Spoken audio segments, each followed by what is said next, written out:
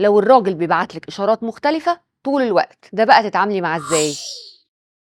النهارده تلاقيه بيبعتلك إنه عايز يشتري شقة في التجمع وبياخد رأيك في كل التفاصيل وإنه كمان عايز يتجوز، وتاني يوم الصبح يا سبحان الله يقولك أنا مش عايزة أتجوز خالص، أنا قافل من القصة دي، ده الجواز ده قرار متخلف الرجالة والستات بيلبسوا فيه. يبقى بيغير عليكي وبيهتم بيكي وكل يوم فسح وخروجات، بس انتوا اخوات وصحاب وبيأكد لك على كده، ويتخانق معاكي لو حد بيفلرت عليكي او انت بتستهبلي معاه، ويتغزل فيكي وعيونه تسبل كل ما يشوفك، وهوب وفجأة يحكي لك عن البنت ان مامته عايزه تجوزها له، او اللي لسه شغاله معاه جديد في الشركه وصاروخ ومش عارف يخرجها من دماغه، وانت بقى يا عيني طول النهار مشغله لي عمرو دياب وبتغني وراه، احبك اكرهك اسيبك اعشقك اعلق نفسي بيكي ولا اعمل فيكي ايه. وهنا بقى لازم ناخد موقف، عشان دي مش مجرد كلمات في اغنيه، ده اسلوب حياه هو خلاكي تعيشي فيها عشان انت يا خيبتك يا خيبتك سايبه نفسك تتعلقي بالهوا، وهو يا حبيبي مبسوط ومستمتع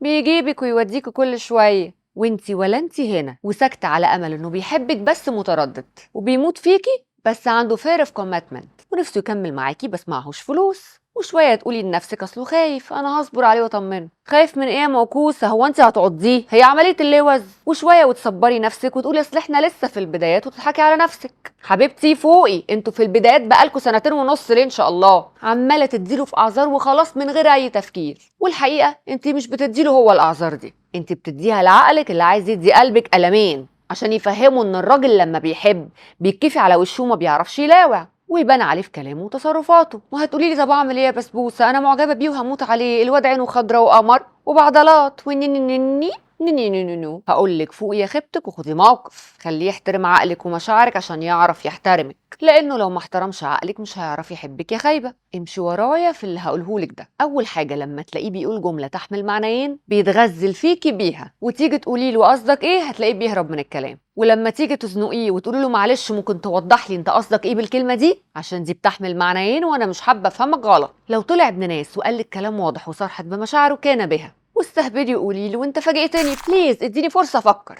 ولو استعبط وقال لك لا لا لا عادي انت اختي احنا اصحاب، قولي له اوه انا كمان شايفه كده بس خد بالك من طريقه كلامك وبليز ما تكررهاش عشان انا ما بحبش كده وما احبش ان حد يفهم كلامك غلط، وما تسمحيش انه يكرر الطريقه دي معاكي تاني. هنا هيفهم انك بنت ذكيه ومش سهله ومش سهل يتلعب بيكي، وهنا هيبدا يفكر فيكي بجد وهيتعدل ويحترم نفسه. وانا بسنت النبراوي تابعيني في خيبتك عشان نشوف خيبتي وخيبتك.